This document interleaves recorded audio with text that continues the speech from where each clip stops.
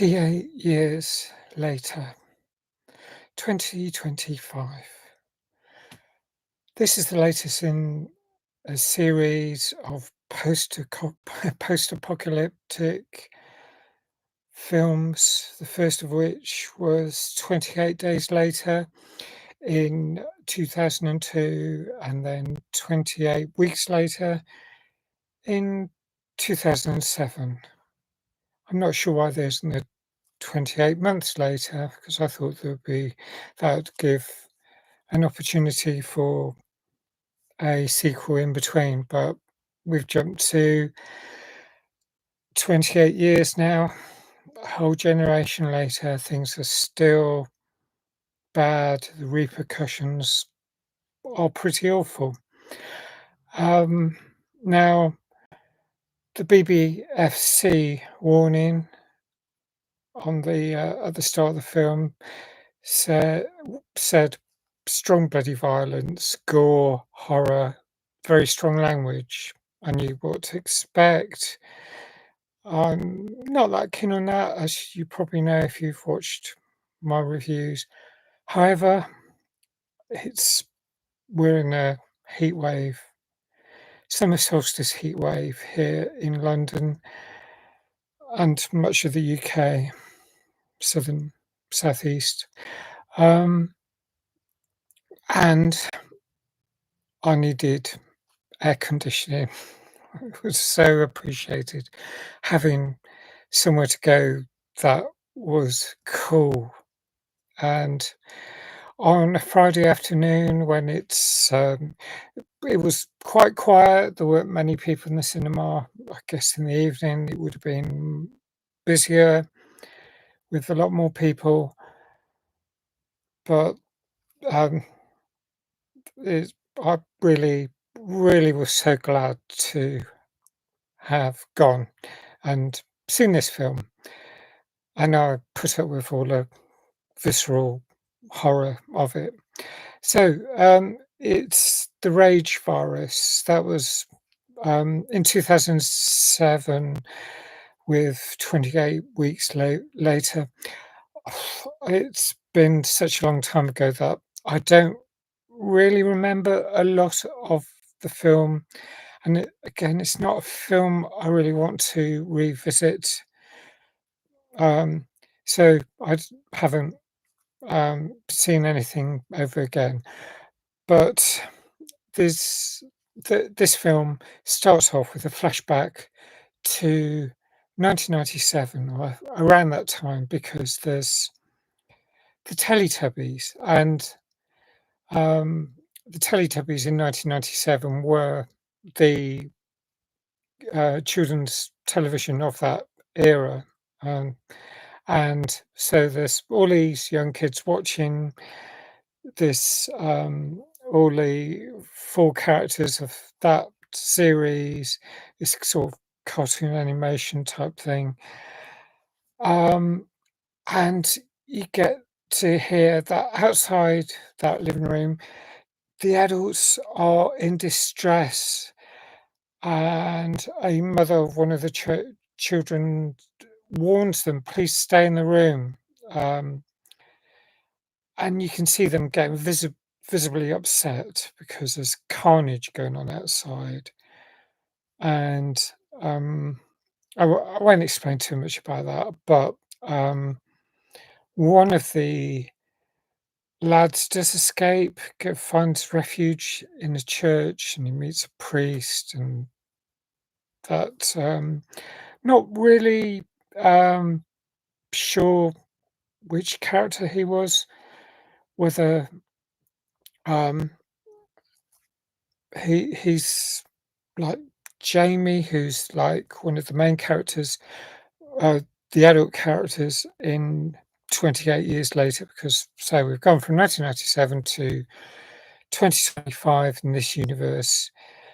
And Aaron Taylor Johnson plays Jamie, who's like now got a young son, 12-year-old, and the narrative explained in the text is that the rage has been driven away from mainland Europe. I think that the impression is I I wasn't quite clued up. I think it means that the UK or Britain was left ravaged with this disease. That's what seems to be the case in this film, following on from 28 weeks later. So there's like people in mainland Britain um, in a zombie apocalypse. I think that's the best way of describing it. There's terrible creatures roaming about, and this film is starts off being set on Lindisfarne, Holy Island. I think it's the same thing. I've never been there, but my dad cycled there once, and so I've heard about it, and it seems like a lovely place to visit in real life. But in these circumstances, it's quite a besieged place. It's a safe location, but uh, they have watchtowers. Um, they've got this tidal causeway, and they can protect themselves from the mainland because the tide rises twice a day, and it's not easily possible to cross to the island. And I guess they um, fight any creatures that try and get across, and that makes it easy. I imagine any islands in the UK would be like that. They'd probably blow up the British to Anglesey, so that'd be safe. And there's the Isle of Wight, and I guess there'll be a few other safe places. The islands of Scotland, quite a few other places. But there's now this sort of feeling that's a bit like the Day of the Triffids. That's one of the um, it was a television series in 1981, and there's a film from Day of the Triffids 1962, and a book. It's based on a book, and the story really has that sort of strongly dystopian, apocalyptic, post-apocalyptic feeling about it, where everyone is in survival mode. Um, there's a community, it's very tightly knit, and there's a strong fear of outsiders, and people are raised to protect each other, but to not trust and thus other anything any other creature from outside. And I imagine it's not a good place if you are other. I mean, I think practically everyone was. Um, don't recall any disabled people. Don't recall any queer people. So LGBTQIA plus people probably would get a really rough time simply because um, my impression when I was growing up with the Day of the Triffids was that it was like all about procreation and keeping the population going. And so the gender binary was hugely significant. All these sort of things that are being pushed strongly today and making it scary because we aren't even in a post apocalyptic state, but in a way, some people would want to drive us into that state. I mean, there are a lot of people who are preppers and expecting the worst, and given half the stories that appear in the news these days and half the doom scrolling you can see on social media, it's very easy to believe that that is the reality that we're heading for. And I hope, obviously, hope that that isn't the case. And uh, fending for ourselves and being, I like the idea of tight knit communities, but fear of others. That's really scary. And the main early storyline in this is about Owen Taylor Johnson's character Jamie, now probably 20s, 30s, I would say, um, man who has a wife who is very ill and she's thrashing about in bed. No one knows what's wrong with her because they haven't got a doctor on this island. And then their 12-year-old son, who's called Spike, and he's played by Alfie Williams. The mother is played Isla.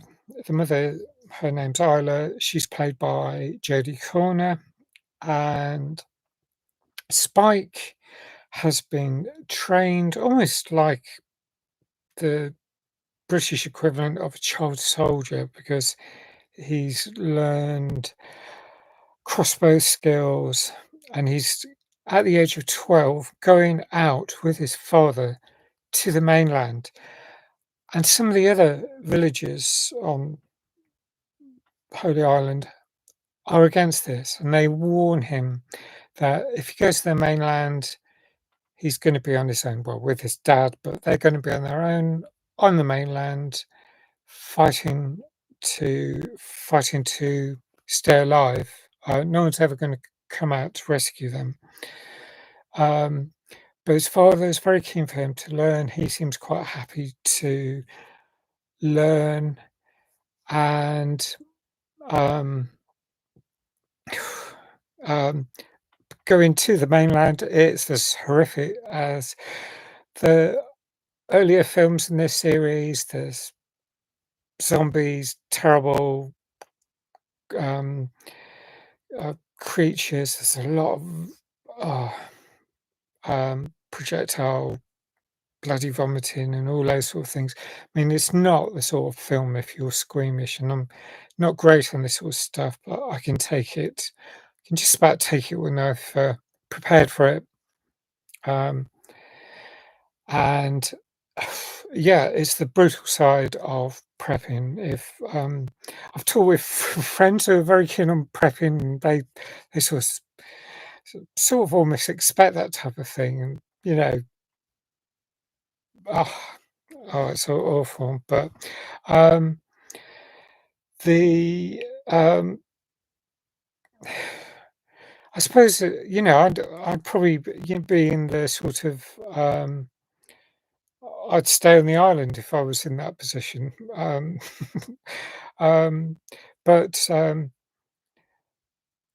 imagine there'd be a lot of contempt for those who don't make the mark. I mean, in the sort of way there's contempt if you've ever seen the integrity of Joseph Chambers. I mean, he's trying to be a prepper, a bit too over keenly and very quickly, and gets into trouble. And I won't say much about that film, but you can see my review of that. Um, but with this post-apocalyptic landscape, and 12-year-old being very adept at crossbow skills and killing these threatening creatures on this mainland trip. And all this ceremonial, the cheering, it's like his coming of age. He's very young, but they accept him doing that. Um, but because he's been out there, he's seen this fire and he talks to one of the other villagers, Sam, played by Christopher Fulford, about a fire, and he finds out that it's sort of like a doctor, Dr. Kelson, and Spike is very keen to help his mother, and his father seems less keen, or he's very reticent about getting help for um, Isla. But Spike is driven in a very different way, and so the story develops on those lines. Like there's a lot more to this film because I've just explained like the first act really. Like there's another trip to the mainland. There's a character called Eric who's like this Swedish army, no, navy chap. I thought he might be a UN worker, but I think he's just ended up on the island by mistake or something. But he's got this disdain that I can really imagine. Again, reminds me of the threats from other films. I might post a link to another film. These apocalyptic stories, there's plenty of them. And well, Dr. Kelson, we do get to meet Dr. Kelson, and there's like the, these, shall I call them High Speed 2 scenes? Well, it's a train service, an abandoned train. HS2, I don't know, probably not. They seem to see the Angel of the North, but again, there's more fighting with zombies, but more distressing scenes. But Dr. Kelson's got this monument, and then there's this Jimmy character who's really horrific, very dodgy in some strange way, and I don't know. It's just there's there's so much that I mean. I found it really interesting, the whole thing, but and at one point I was thinking, "Oh, I'm going to score this about 7.5," and then later on, the score was going up 8.5, 8.75. I think I'll score it at that, no, I might score it as 9. Yeah, that's safe to give it that. Uh, um love to know what you think about this film if you've seen it. It's a mix of things, but there was enough really interesting stuff in it to keep it going, and I did enjoy it. So that's my score. Please hit the like if you like this review. Please subscribe. Thanks for subscribing, and hit that notification button. I hope to see you again soon.